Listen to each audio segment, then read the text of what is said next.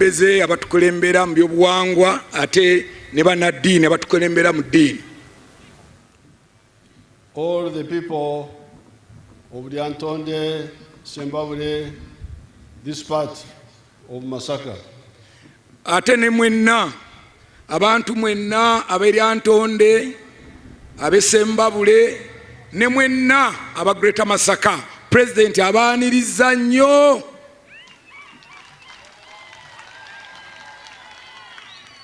First of all, I want to salute President ayagala okusooka okusiima the fighters who fought for the resistance movement. Abalwanyi abalwana olwa movement olwa NRM. You heard the speech of the chairperson Sedunga. Muwulidde okwogera kwa ssentebe w'abalwanyi Mwami Sedunga. In particular, I also want to salute the people of this area of Kampala, Sembabule, who are supporting us in the struggle. Mu ngeri enjawulo President ayagala okwebaza abantu b'ekitundu kino ab'e Kabula, ab'e Sembabule abaawagira ennyo olutalo luno, olutalo olwaggwa. Abantu batagira omu abalyaha amaka gano gatagira kola habariho obuzibe bwanyuma ngenda kuja kuteza ebishani nabo. I want to get a picture with who are people supporting us, like I know them. President yasabye ajja kuba n'ekifaananyi ne abantu bajjukira obulungi abamanyi bali wano, family azimu azoogedde nazo ne bagenda muteekerateekerayo ekifaananyi ng'amaliriza ey'okubekko nabo ekifaananyi. Basewandigi abakinywa macunda, Muzeeyi Sewandigi, Muzeeyi Kinamacunda n'abalala. Bakasabiti. Yes, Excellency. Very many. President agambye bangi akyabajjukira, family ezimu oziwuli akyasobola ozoogera amannya era azimanyi bulungi. Bwana bafunye ekiseera agenda kwekubisaako n'ab'ekifaananyi ng'amaze okwogera. Now, regarding the welfare of the fighters, kati bwe twogera ku mbeera ey'abalwanyi, embeera zaabwe eza bulijjo, Abaganda tugamba nti eziwuka teziraganye zikuba n'empwawa. Ebiwuka tebiraganye bikubagana empawa, Your Excellency. Empower, okay. Yes, sir. Nguzaguruka zitaragenda zitomerana ziterana amabapa. Yes, Your Excellency. The proverb is that when birds fly without coordination, they collide with one another. Olugero lugamba nti ebinyonyi bwe bibuuka nga tebitegeeraganye, ebyawaatiro bikubagana kuba kino kibuuka kino kibuuka kidde eno. So agamba nti bwe bate nga tewali abikubiriza bulungi ate biyinza obutatuuka wala nnyo kuba biba bikubagana. When we won victory, we had first of all stabilized Uganda. Kati bwe twawangula olutalo kye twasookerako kyali kyakutebenkeza ggwanga lyaffe erya Uganda. Now, when Uganda was stable, kati Uganda bwe yamala okuteeka nga waliwo obutebenkevu, I called your leaders in Chankwanzi. I think it was 2008 there.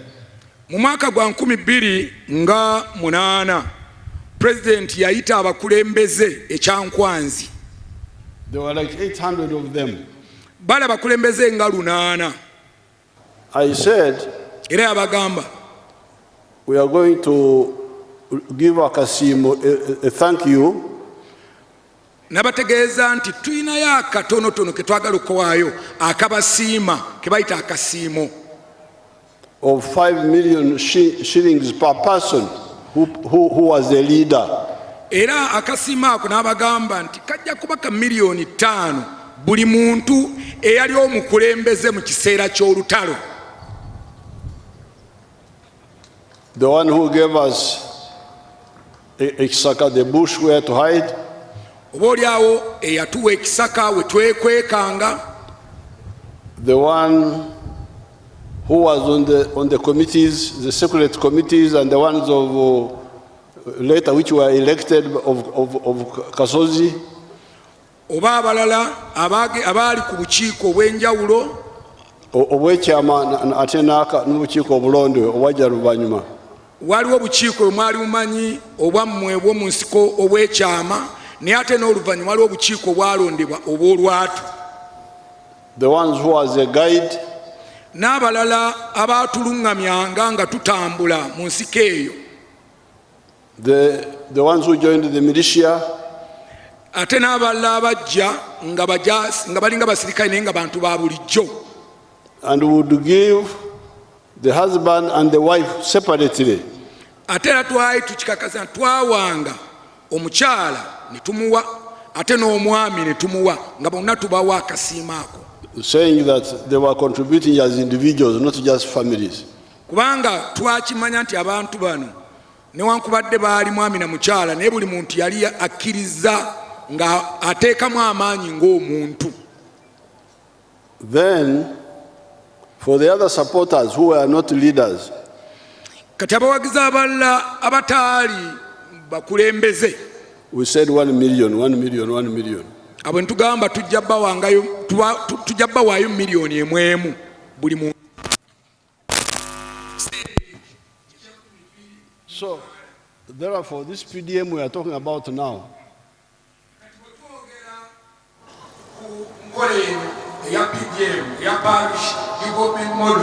of 1 million per family.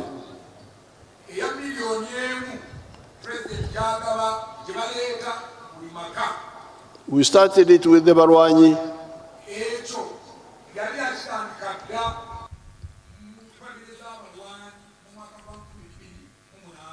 The supporter, 1 million. The leaders, 5 million.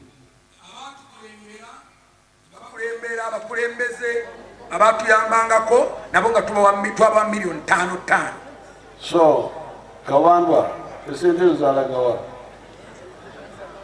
Yes, what is the problem? Because this was long ago, Kawandwa Yamuting is ago. President asabye mwami Kabandwa ajja tunyonyole ku nsimbi ezo engeri gye zaakozesebwamu kubanga ezo zaali zaatandika dda mu 2008 ezagenda mu famire z'abalwanyi abawagizi ne ba leaders abakulembeze abakulembera. Mwami Kabandwa. Webale nnyo Your Excellency, esente twazibawa era twagaba miliyoni 5 mu katagole z'omenye ne miliyoni 1.5 ku bantu abaatuwa obuwagizi obw'enjawulo abatali bagayidi, abatali bamemba ba secret committees, abatali abaatuwa ebibira. Katuuza bawano eryantonde mwafuna sente wano tetunnatuukawo Your Excellency. Abaali bakulembeze nga njagala abamu waliwo bemanyi tetunnatuukawo wano. Omulwanyi omuwagizi waffe Kasabiti azze wano taliho omutabanale omwana wa Kasabiti yatugambira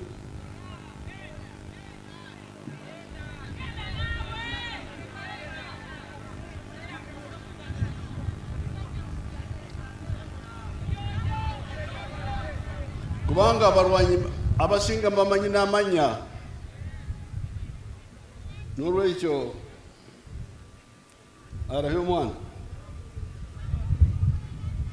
asabye mutabani wa Kasabiti ajje atunyonyole yono.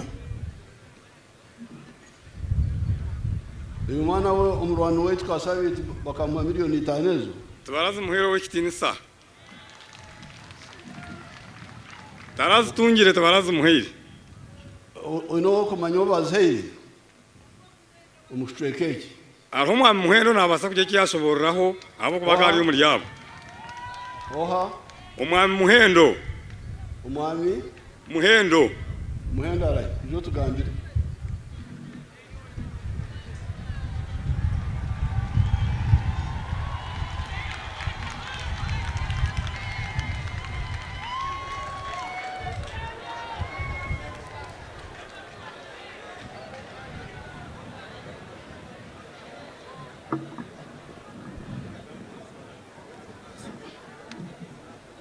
Oweekitiibwa President, bino byonna ebyogerwa fene kabula tulabye kati twabikola ki? Yogera siwulira bulungi.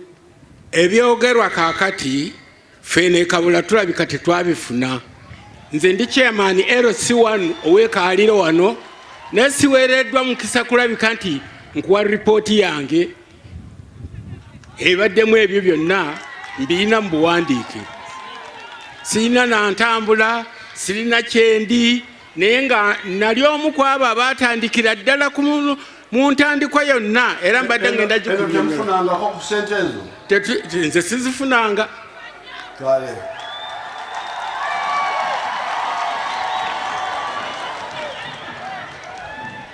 Kati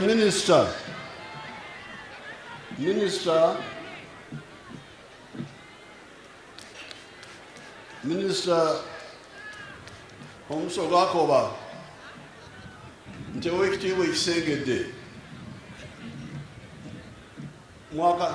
mwakasasanya sente mmeka ezo ez'akasiimo? How much money have you spent up to now?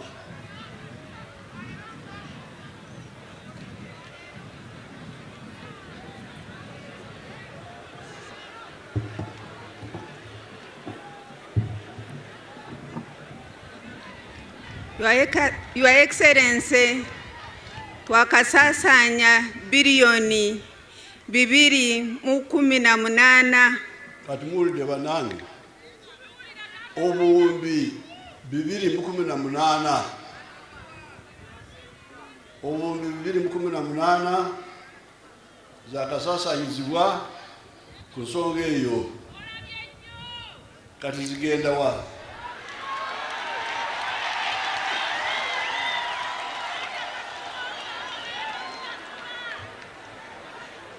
Kati awo Minister esente za baani abazitwala?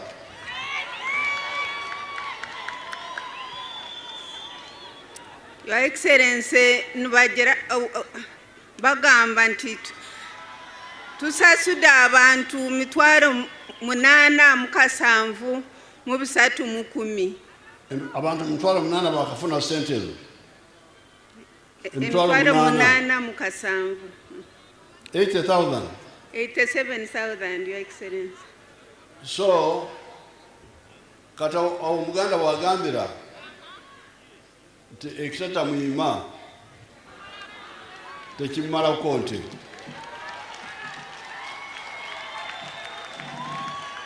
you go and sit, Minister. Ekitata muyima tekikola ki? Kasita NRM eri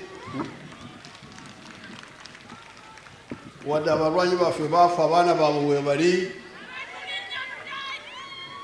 nange Katonda kyankumidde wano, katugende tuddeyo twekenenye esente ezo zaalibwa mpewo ki? Muwulidde obuwumbi 218 singa twagaba alina calculator, singa twagaba milioni 5 obuwumbi 218 zandufunyiddwa abantu bameka? Milioni 5, so nga 5 zaali z'abakulembeze.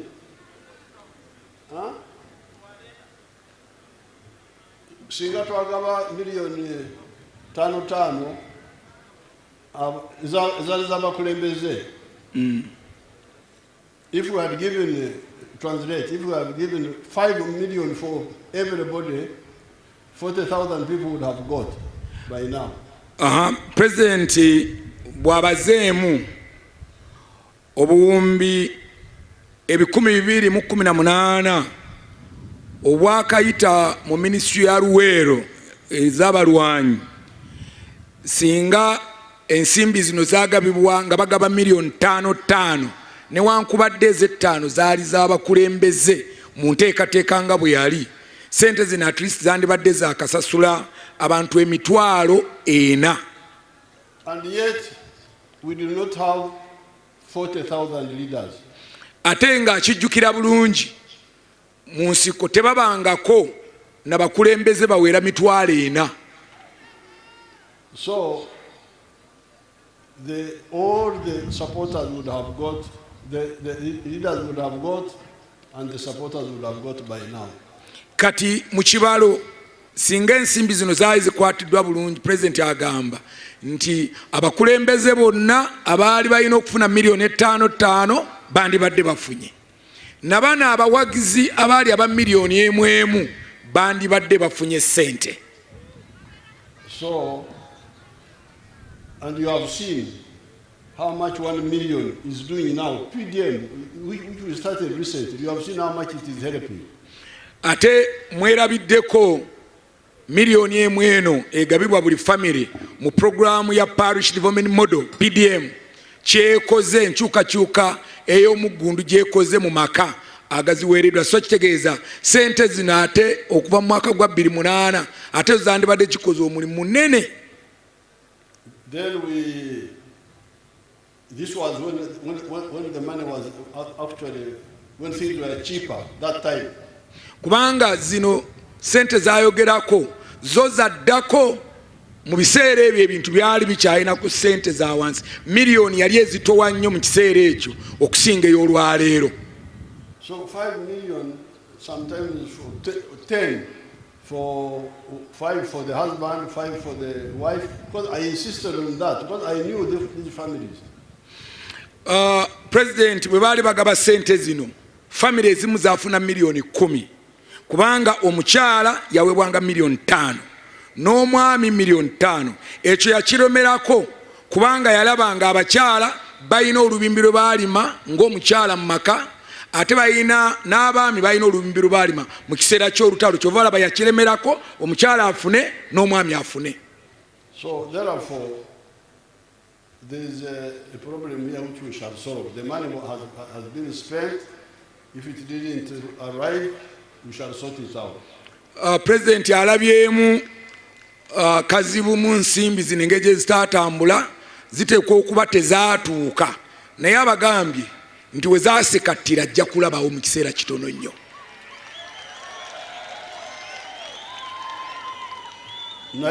But this time the emperor must be pushed out. The emperor yasibukawa.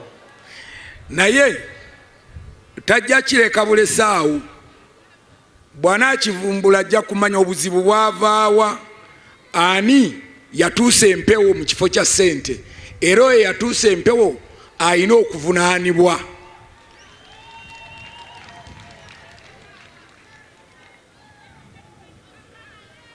Now, coming to the issue of okuziika and okujanjaba.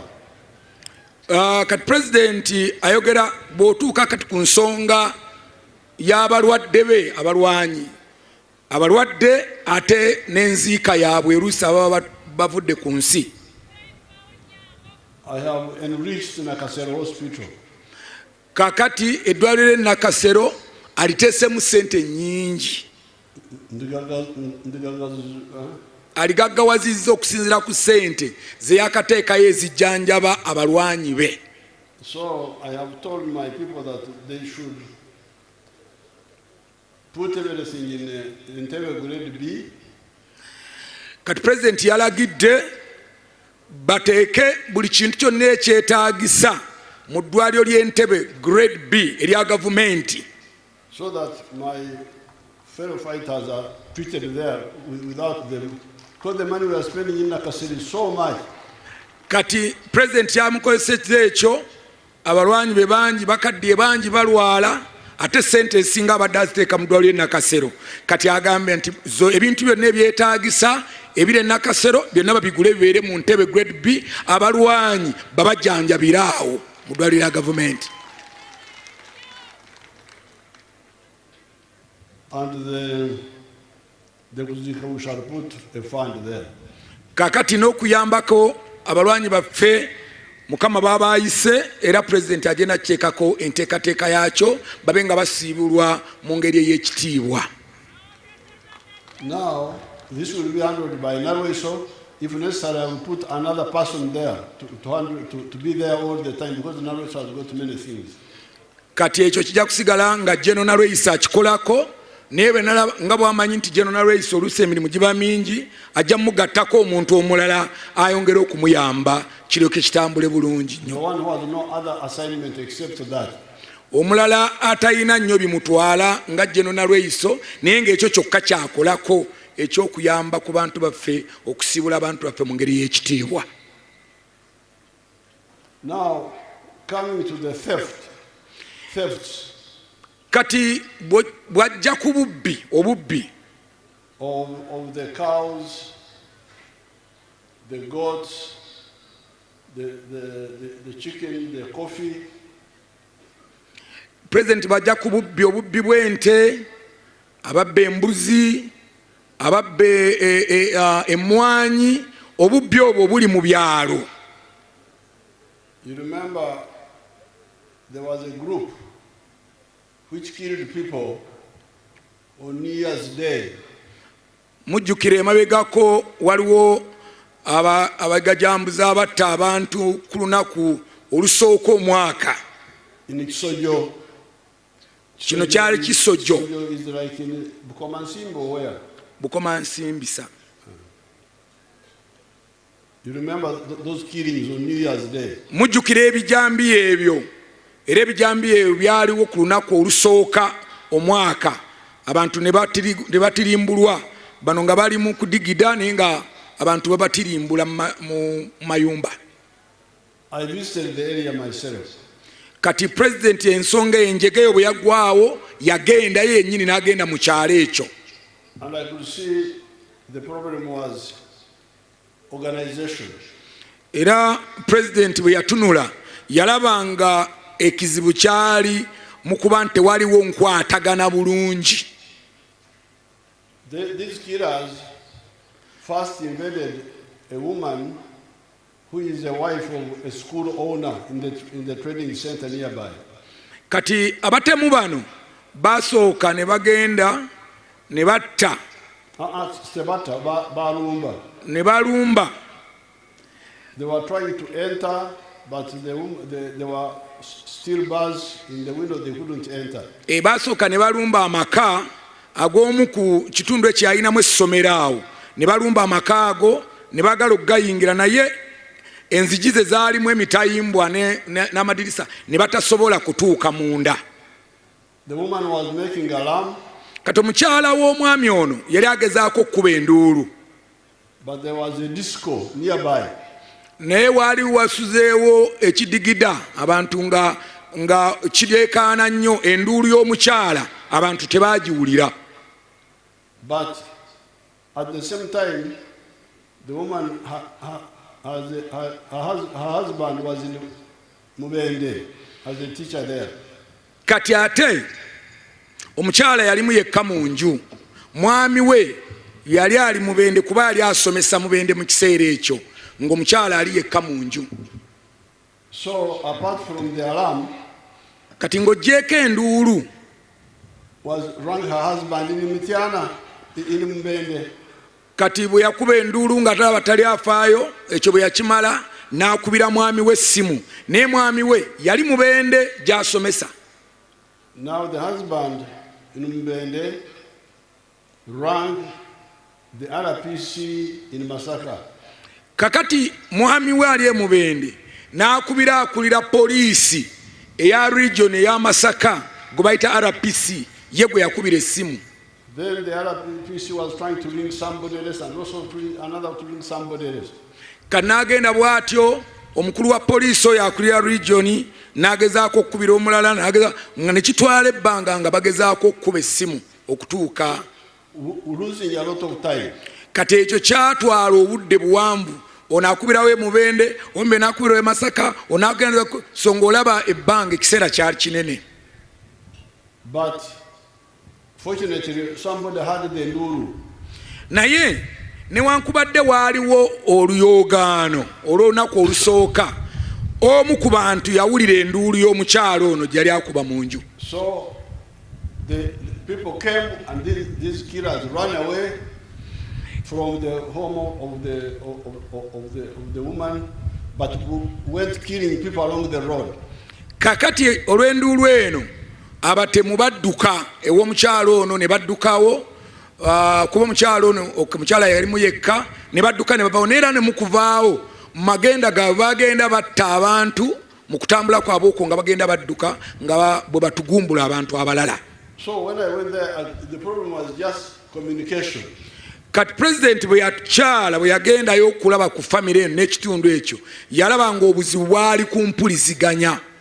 I now told them that from now on, kati president Kolo n'alagira bw'ati, the police people at the sub-county n'agamba nti abapoliisi abali ku Gombolola must announce to the public a toll-free line, telephone line.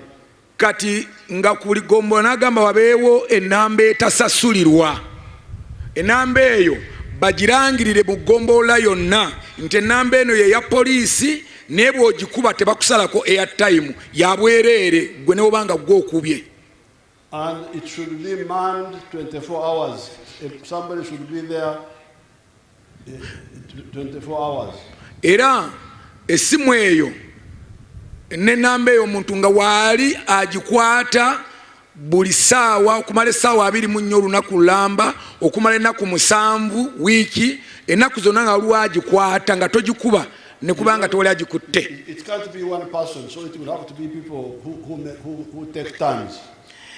President agamba of course tasobola kubeera omu, wayinza okuba babiri oba basatu nga bagenda bakyusa nga bazikwata mu mpalo, ono bw'avaako ono abeerawo. The security in Uganda is good because all homes now have telephones.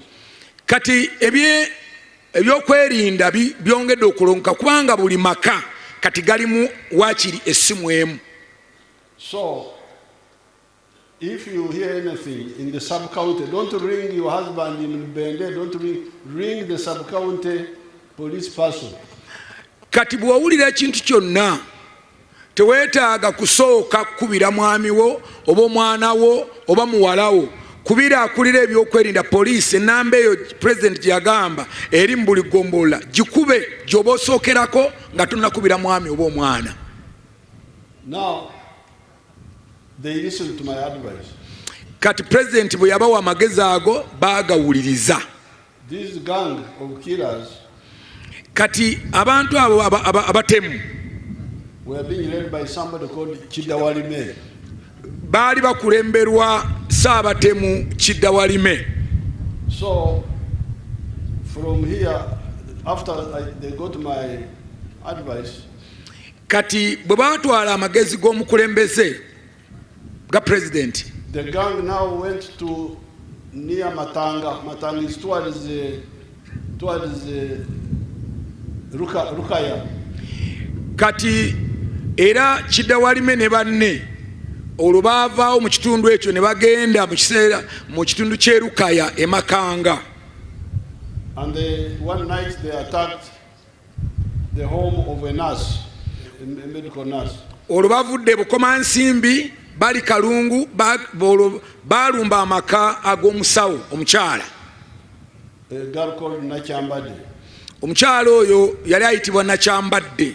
So when they were trying to break into the house, she rang the local police of the sub-county as I had told them. Kati bwe bagezaako okuyingira enju ye n'akubirawo essimu n'akuba ku poliisi y'oku Gombolola ng'amagezi gaali n'akuba ku nnamba eri president gye yalagira okubeera ku buli Gombolola air police. Then Nakyambadde threw the phone through the window as they were entering the house because they had broken into the house, but she had already run. Kati Nakyambadde kyeyakola bwe yamala okukuba essimu nga bayingira n'amanya nti bayingidde essimu n'agiyisa mu disa n'agikasuka ebweru naye yali amaze okukuba essimu ng'amaze okukubira eyali ku poliisi ng'amaze okukubira poliisi. So Chidawalime entered and said, you remove your clothes. Kaakati Saabatemu n'ayingira n'amugamba kati jjamu engoye zo. Then started taking her pictures when she's naked. Kaakati Chidawalime n'akola byayagala ntandika okukuba ebifaananyi ebyennakyambadde. And then said, meaning she wanted to rape her. Kaakati n'amugamba nti olowooza nazze wano nze ndi mwannyoko tomanyi kye ndiko. Now, as he was saying that, a gun sounded outside. Kaakati nga bali awo bw'akuba ebifaananyi bw'ayagala okukwata nakyambadde jjukira nakyambadde yakubidde poliisi baba kyali awo already ennyumba poliisi n'egyetooloola. Fired at they were a gang. Chidawalime had entered but others were outside. Newankubadde Chidawalime ye yali omukulembeze waabwe naye baali bangi kuba Chidawalime newankubadde yali munda naye batemu banne bali wabweru nga weebali era. So when the police came, they fired at them. Kati poliisi bwe yajja nekuba amasasi nebakubamu amasasi. Then Chidawalime now abandoned his project of rape, tried to run. Kaakati Chidawalime bwe yawulira amasasi ebweru omulimu gwe yali atandiseeko ogw'okwagala okukwata nakyambadde n'agusaza nagakati wano wafiira muloge. That was the end of Chidawalime. He was killed. Kaakati mu kaseera ako yagenda okufuluma already yasanga poliisi yakookinze dda yali tasobola kuwona awo ebyo ebyakoma ezize ne baanika. And the whole gang was wiped out. Era abasinga bonna battibwa. And one of them ran up to Tungamu, you can imagine. Omu yadduka omu ku batemu yadduka naye paka Ntungamu gye baamukwatira. But we had got their phones and their pictures. Naye olw'okuba nti essimu zaabwe n'ebifaananyi byabwe byali bimaze security ng'emaze okubifuna yali talina wayinza kwekweka. Police had advertised them. Poliisi already yali emaze okuteeka ebifaananyi bino mu mawulire n'okuba nga babawenja. One of them was Nyabihoko. Nyabihoko is not even on the map of Uganda. Omu yali yeekwese eyo mu lwazi waggulu eyo. It's called Nyabihoko, the place. Nyabihogo. Then the people saw the picture on the TV. Kakati abantu eyo president ayogera Nyabihogo wala naye abantu baali balabyedde ekifaananyi ku TV. This one looks like the one the police are talking about. Kati abantu ba bulijjo nga balaba ekifaananyi ne balaba n'omuntu gwe batategeera naye naye ono ng'afaanana poliisi gweranga bulijjo. The fellow was arrested. Era teyawona we baamukwatira ne bamukwata. That was the end of the Chidawalime group.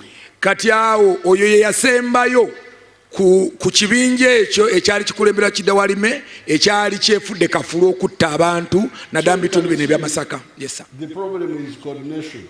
Kati bw'otunuulira olaba nti ekizibu kyali ku mpuliziganya n'enkwatagana wakati wa poliisi n'abantu ba bulijjo. You remember the people who were killing people in Masaka. You must have, after the elections, who were killing elders in Masaka here.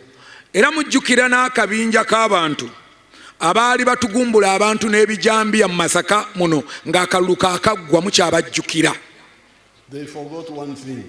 Beerabira ekintu kimu abatemu abo. That the police has got dogs. Beerabira nti kati ennaku zino poliisi eyina embwa eziwunyiriza. So these dogs kati embwa zino followed them. Zaabagoberera kagere ku gagere. And that was the end of the group. They were all wiped out. Era bonna bagwawo naye ng'ekyatuyamba mbwa kuba zaawunyiriza obuufu bwabwe. So now the police regional police commander, where are you? President asabe regional police commander.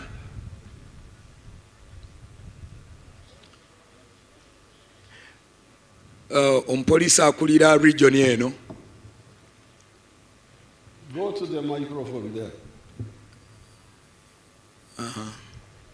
He's right there. Bamusabye ajje wano ku microphone abeeko byannyonnyola ku nsonga ezo.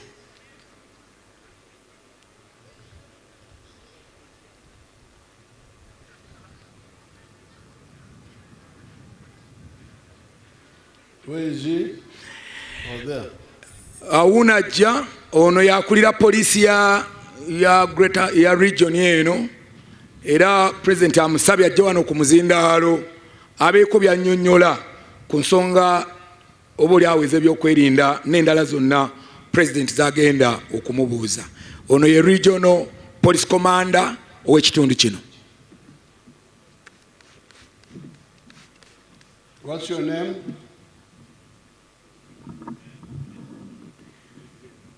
Your Excellency, my name is SSP Tugume Ezra. Tugume, have you started implementing the sub-county-based police effort? Sir, the sub-county policing model in Greater Masaka has been implemented to 100%. All sub-counties in our region have 12 personnel, a counter phone, and some sub-counties are yet to receive motorcycles that are going to support our operations, where we can easily reach out to the calls that are coming from the community.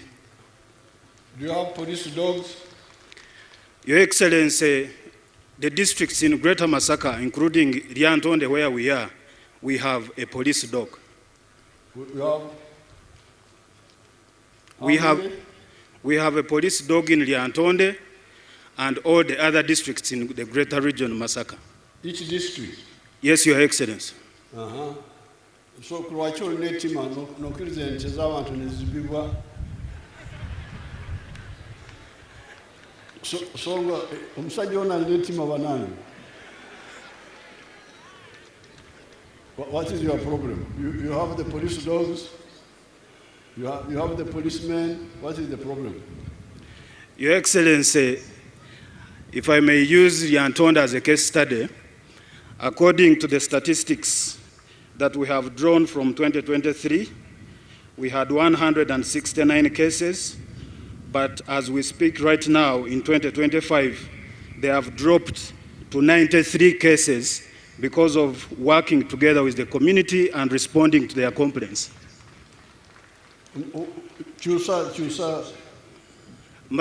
Mukama wange President, mbadde njogera ku cases ze tureceiving ku police kuva mu mwaka 2023 twalina emisango 169 naye we twogerera 2025, this is biannual, half a year, twaregistarinze emisango 93. Mukama wange President, ebyo bya police bye bakola bulijjo.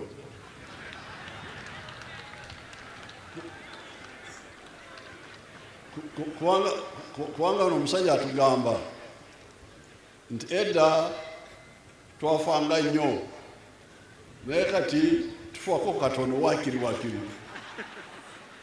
tetwagala omuntu tetwagala musango gwonna, twagala emisango giggwewo.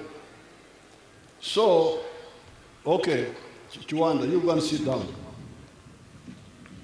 No, but Tugume, have you mobilized awareness sub-county by sub-county so that the people know what to do when there is a problem? Your Excellency, twina abakwanaganya ba poliisi n'omuntu wa bulijjo. Twina ba OCs aboogera mu kuziika mu mizigiti. Please, vakuyo kuziika. Genda ku radio olangirire bulugombolola. Mukama wange buli radio station mu Lyantonde for example, twina program abasirikale bagendayo ne boogera ate ne tufuna feedback eve mu bantu baffe. Kati tugume abaguddeko omusango nti abagamba tekyokukola naye mwagaana kukikola.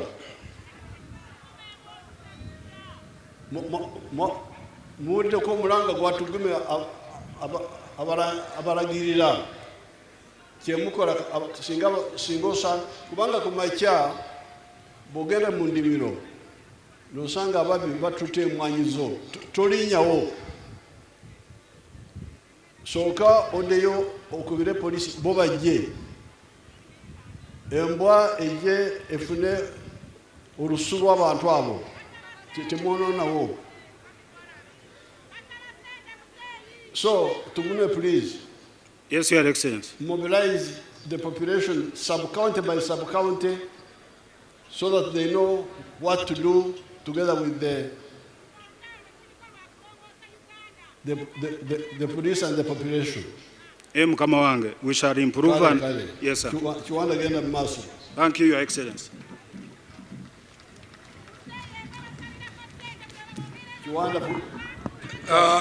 Your Excellency, basaba ne bannyabo President ayise Mwami Tugume nga Tugume ono yakulira police mu region yaffe eno eya Greater Masaka. Naye amubuuziza ekibuuzo ekisookese nti amateeka ge nayisa oba ebiragiro bye nayisa ku poliisi mwabiteeka mu nkola ng'ebiragiro bino mwemuli bino wammanga. Ekisooka President yalagira ku buli gombola okubeerako bapoliisi 18 era President n'alagira ku buli gombola okubeerako pikipiki eyambako abapoliisi okukola emirimu era President yalagira ku buli gombola okubeerako essimu abantu ba bulijjo gye bamanyi gye bakubako.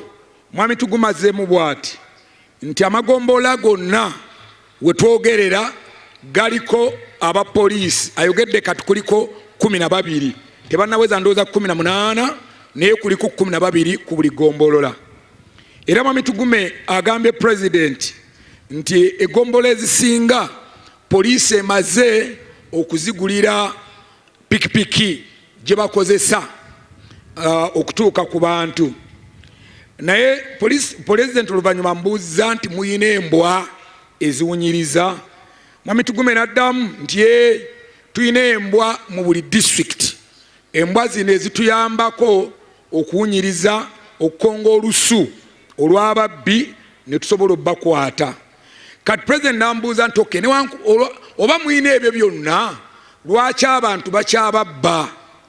Mwami Tugume n'agamba nti bakyababba nenyongerako nti mpozi olina ettima. Era n'amugamba olabika olina ettima musajja gwe kubanga olina byonna bye nalagira naye abantu bakyababba. Mwami Tugume n'agamba nti bababba naye obubbi bugenze bukendeera nnyo. Agambye nti mwaka oguwedde bayina mwaka guli emabega myaka ng'ebiri obubbi bw'ente n'obubbi buno President bwayogerako emisango gyali 169 naye omwaka guno zikendedde ne gifuuka 93. Kati ye Tugume nga alaba ekyo poliisi ekoze nnyo. President n'amugamba nti ebyo bya poliisi bya bulijjo bye mutugamba bemusinga gikendedde ezo statement tuzikooye twagala obubbi bugwerewo ddala nga tewaliiwo kubba bintu by'abantu. President ayongedde n'asaba n'alagira Tugume baggulewo enkolagano ey'omuggundu wakati wa poliisi n'abantu bagende ku radio babannyonnyole ennamba eziri ku magombola bazibawe enamba ezo baziwandiiko ku bipande mu buli katawuni ng'osangawo ennamba ya poliisi ku bugonda kugombola nga kweri kumuluka kweri buli kyemaani w'ekyalo ng'ennamba ya poliisi agirina ne buli maka President ayagala ng'ennamba ya poliisi mugirina. Enamba y'egombolola eyo ey'egombolola gye yalagiddeko etasasulwa sikuba Masaka simanyiwa no awo Era president abasabye nti mulekeraawo nga babadde bakakubba emmwanyi bakaziwulula bwe bati n'ogenda nga bw'okwata ku muti bw'olaga abantu zabadde zaabala nnyo wano baawuluddewo ate oluvannyuma n'oleeta embwa ejja kukwata ggwe eyasembyeyo okukwata we babbye ekintu. Pulezidenti abasaba bw'oba osanze nga baamenye ennyumba yo babbye emmwanyi zo babbye ente zo ekiraalo tokikwatako paka poliisi ng'emaze okujja ng'emaze n'okuleeta embwa eziwunyiriza, kubanga bw'okola bw'otyo oba oyonoona otta obujulizi. Zezo ensonga ezibadde wakati wa president ne RPC. Embwa zatuyamba okumalawo abatemu ab'e Masaka ab'ebijambiya bonna twabakwata. Yes, Excellency. Now, on the issue of the land. Kati ku nsonga y'ettaka. The issue of the land, in the CA, we had a battle with the landowners, and to some extent, people were claiming to work for Mengo. Kati mu lukiiko lw'abagassemateeka ensonga y'ettaka eno lwali lutalo lunene nnyo. Okusooka lutalo baalusanga bano ng'abalwanyi balusanga eri abantu abalina ettaka ba landlords abogerwako, ate n'abantu abamu abalowooza nti balina akakwate ne Mengo. They were saying bo nga bagamba that muleke ab'amataka tukolagana n'ab'ebibanja. Kati bo nga bagamba nti ffe mutuleke mutwagaza ki, ffe mutuleke tufune enkolagana yaffe wakati waffe ffe ab'ettaka n'ab'ebibanja bali ku bibanja byaffe. Meaning that we should leave the landlords to negotiate with the tenants. Kati nga baga gavumenti temweyingiza mu nkolagana yaffe, ffe mutuleke ffe abalina ettaka tujja kukolagana n'ab'ebibanja, mutuleke enkolagana ffe ejja genda mu maaso mu ngeri yaffe. We said no, we can't leave you. Ekyo Ssaabalwanyi n'agamba nedda tetusobola kubaleka, tetusobola kuleka baabibanja kubalekera b'amataka. This problem was created by the colonialists. Kubanga obuzibu buno bw'ettaka bwatandikira ddala mu nfuga y'abamatwale mabega ddala ng'abamatwale bakyali wano. It is not something that should be handled by citizen to citizens. It must be the government. Era ensonga eno tetusobola girekera abataka ku bataka, abantu ku bantu, walina okubaamu omukono gwa gavumenti. So that's why we said land evictions are banned. Era ensonga lwaki bagamba nti okugoba abantu ku ttaka kuba mu CA tekudda kuwereddwa okugoba abantu ab'ebibanja ku ttaka. The rent must have a kikomo set by the central government. Era n'ensonga y'obusuulu nga teyina kulekebwa ntegeeragana ya nannyini ttaka na wakibanja, wabula gavumenti yeyina okuteeka omuwendo gw'obusuulu era nga guliko ekkomo. Obusuulu obulukwe ekkomo. Yes, Your Excellency. So, and then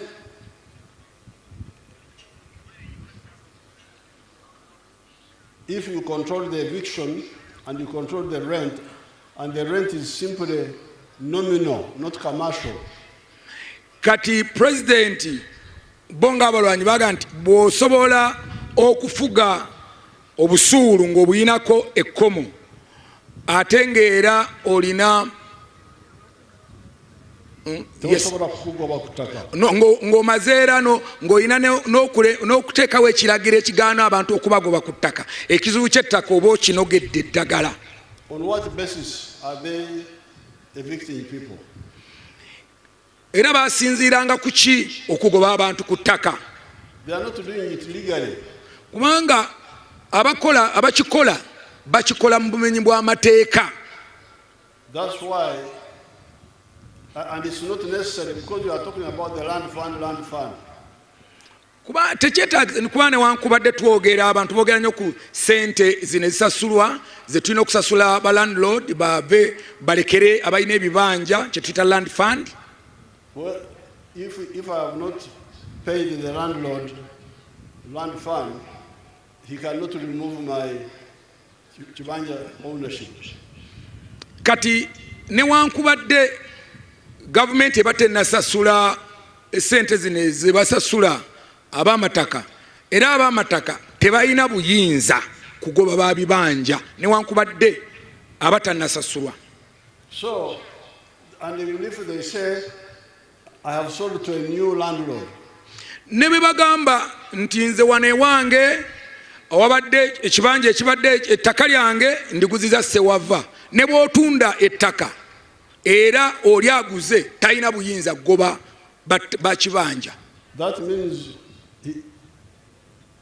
aguze ekipapula nze ndi kutaka.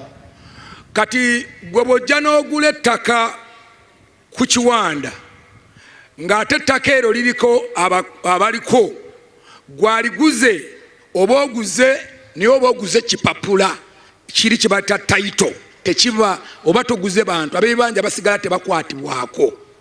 So this is they're just using your lack of information to intimidate you, and that's why the leaders, the RDCs, the members of parliament should reject this.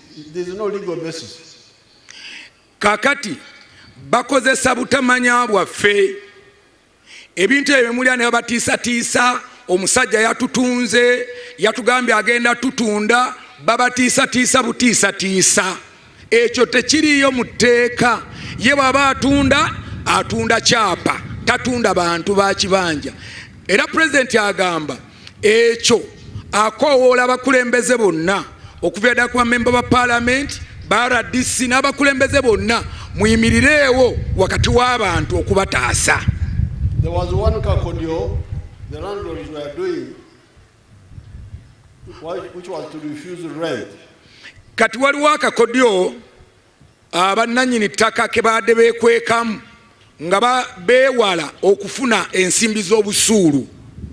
We are now going to amend the law and make you go and pay the busuru at the sub-county. If he takes it, it's up to him.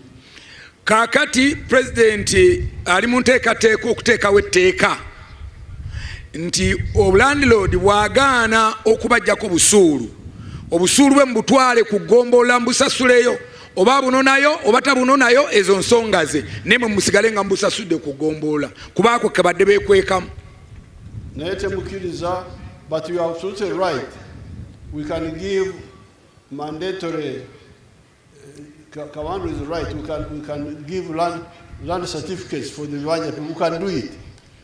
Nga mu ripooti ya Mwami Sseddunga bwe yasabye ne gavumenti eyinza okuteekawo ab'ebibanja nabo baweebwe obuwandiiko obw'enkomeredde obulaga ensalo z'ekibanja kye. But I will say more about this land issue. Let's go and sit down and we shall give new guidance. Pulezidenti ajja kwogera mu bulambulukufu okusingako wano ku nsonga y'ettaka mu kiseera ky'omumaaso awo alina ekiwandiiko kyagenda okufulumya ku nsonga ezikwatagana n'ebyettaka mu Uganda ne Uganda yonna okutwaliza awamu. From the air, I see that you have moved with wealth creation. Some people are doing coffee, some people are doing farming, cattle farming. This is very good. Bw'abadde ayita waggulu mu nnyonyi ayidde ayisaayisa amaaso n'alaba ng'alaba waliwo enkyukakyuka y'amaanyi, naddala abamu ku mmwe mulunda, abamu ku mmwe mugenze mu mmwanyi, alaba nti waliwo enkyukakyuka eyannamaddala mu byenfuna awaka. Mwebale nnyo, mwebalire ddala. We are now going to start helping some of the families to do irrigation so that in the dry season the crops still have water. Kakati waliwo enteekateeka pulezidenti gy'agenda okutandikako mu famire ezimu nga tutandika okufukirira ebirime byaffe, kubanga oluusi omusana bwe gutandika kati nga guno gutandise ebintu byaffe bingi bikala. So programu eno ejja kutandika. Therefore, protect the swamps so that when we go for irrigation, you have got a nearby water source. Kakati bwe mba mwagala enteekateeka eno etuukire bulungi mu bitundu byaffe, temulima mu ntobazi. Entobazi muzirekeewo kubanga we tusobola okujja amazzi ate agasobola okufukirira. So entobazi muzireke, temuzisimbamu kalitunsi, temuzirimamu kasooli. Now, for the cattle farmers, you should learn how to grow pasture, not just depend on the pasture which is planted by God. Kakati mu abalunzi b'ente, President abakubiriza muyige okulima omuddo ogw'ente nga temubeera ku guno gwokka ogw'okutambuza ente gwameze gindi. Bano omuddo gwo gw'olimye ogw'ente ezo. Nkaharya nimureba oguli aho teriho bunyatsi, noreba hariho egashe, hariho tariho bunyatsi, ente ziine enjara. Nga wali tewali muddo omulungi ogw'ente kubanga waliwo ebisubi ebitagasa wali. Yes, Your Excellency. Bw'otunda ku lusozi olwo bw'olaba tolabako muddo ente ne bwe zijjaawo tezikugasa, naye ate singa olusozi olwo oba olulimye bulungi n'olimako bulungi ebisagazi byo n'omuddo omulala ogusobola okugasa, olusozi olusobola okuyambako okuliisa ente ezo okusinga okulinda ogwo ogwemezesa gwokka. Another problem is that when the head of the family dies, kati ekizibu kira President kyalabye nti omuntu owawaka, omukulu wawaka, taata bw'afa, the children fragment the property. Kati abaana ebyo ebyobugagga babigabana. You should learn what other people in the world learned long ago. President abakubiriza nti taata bw'afa oba maama oba mukulu wawaka yena bw'afa, mulekeraawo okutemaatema akabanja ettaka, abagamba muyige enkola ng'amawanga amalala agatusingako bwe gakola. This is divided by shares. Bano abatugenzeeko mu maaso bo bagabana migabo. The property is together but you divide shares. Ebyobugagga bisigala we wamu, omusiri gw'omwanya gusigala we wamu, faamu esigala y'emu, naye mugabana ebivudde mu faamu yammwe okusinga okugabanya mu faamu yammwe. I have heard your demand on the Ntutsi Kashagama Byantonde Road. President awulidde okusaba kwammwe okw'oluguudo lwa Ntuusi Kashagama Road, okusaba okwo akuwulidde President.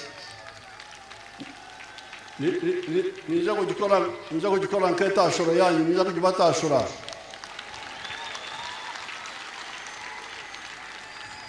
Ngenda kugibaweereza ng'ekirabo kuba okuwagira NRM. President basebo ne bannyabo obugalo. Oluguudo olwo President abantu b'Eryantonde alubawadde ng'ekirabo kubanga muwagira nnyo National Resistance Movement. Mumukubireko mu bugalo namwe mwekubireko mu ngalo abantu b'Eryantonde.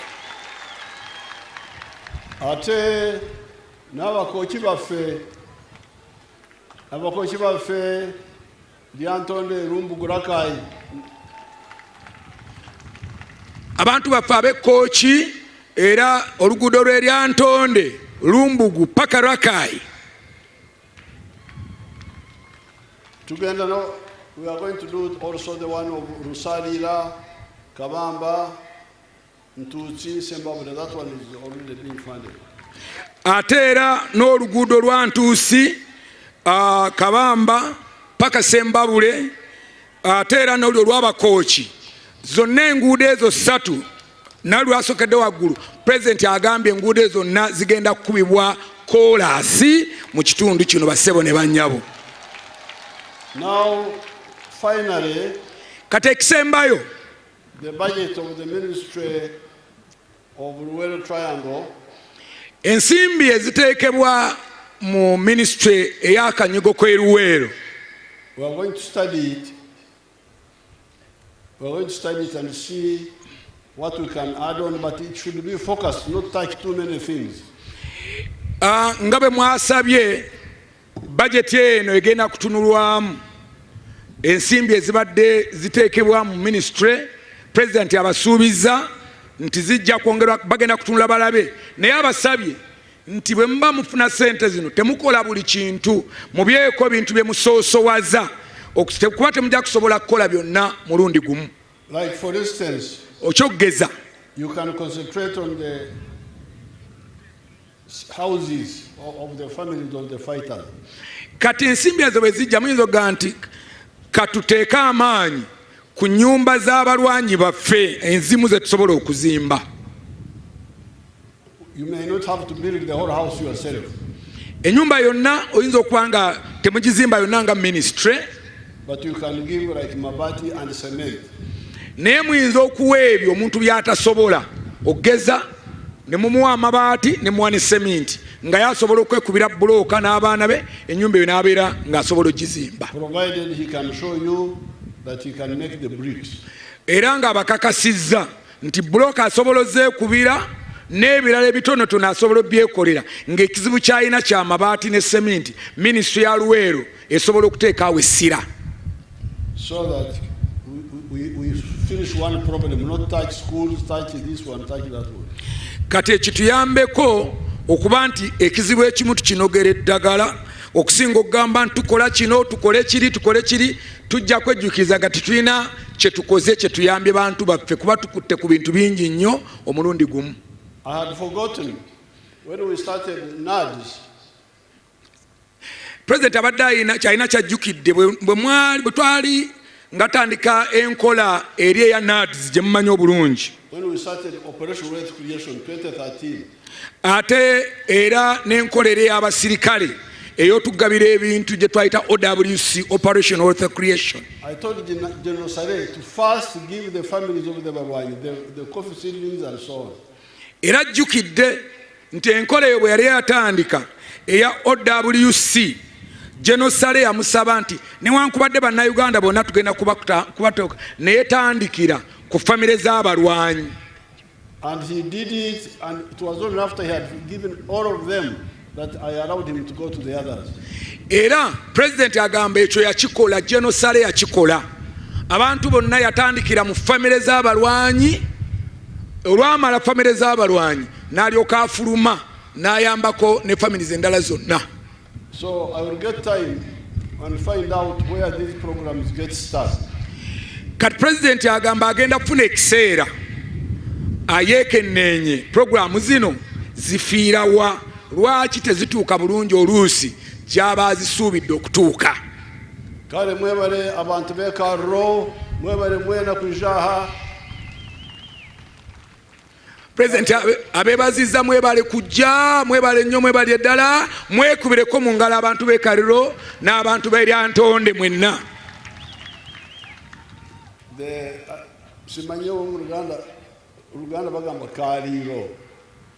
But it is karro. Karro means okwarra is where to get you lay things on the floor properly. Oh. Mu Luganda kaliro kitegeeza ki? Kyagala okufaanagana mu excellence kaliro naye kubanga boga kaliro to mean some fire but kaliro okwaliira nga bwe yalirirawo emmere nga bwe yalirirawo ogenda okwebaka nga bwe yalira it is yes it is the same. It is the same sir. Very good. Yeah, excellence. Abakaro mwebale mnongo kuja kutwagira abali Antonde ababwera abakayijumba kochi amanya gawa nogadda kino ekitundu bakiyita bwera eno atelese mpawulo naye bwera bwefone egininga neri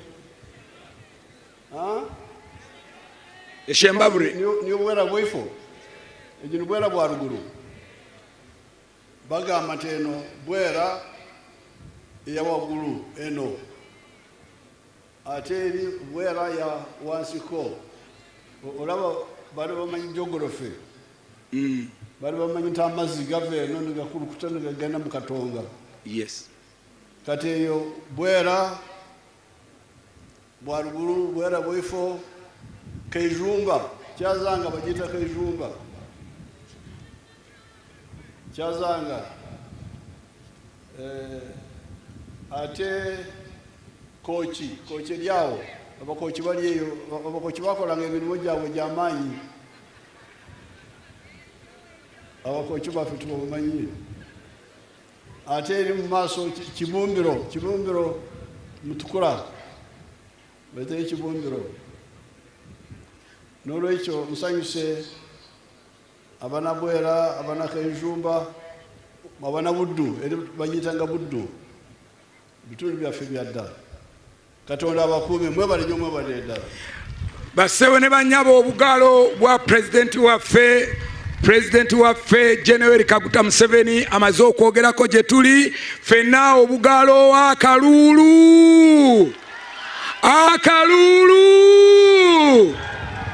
obugalo